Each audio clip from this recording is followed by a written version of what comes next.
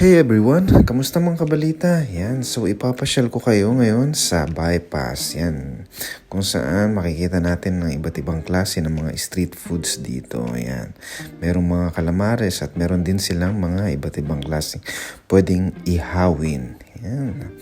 So mga kabalita, kayo ba? Ano bang hilig nyo sa mga street foods pagdating sa mga pagkain ganyan? Yan.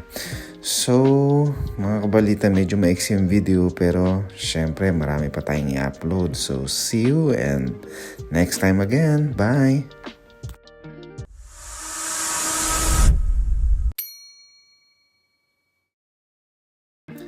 Hey everyone! Kamusta mga kabalita? Yan, so ipapasyal ko kayo ngayon sa Bypass. Yan, kung saan makikita natin ng iba't ibang klase ng mga street foods dito. Yan, merong mga calamares at meron din silang mga iba't ibang klase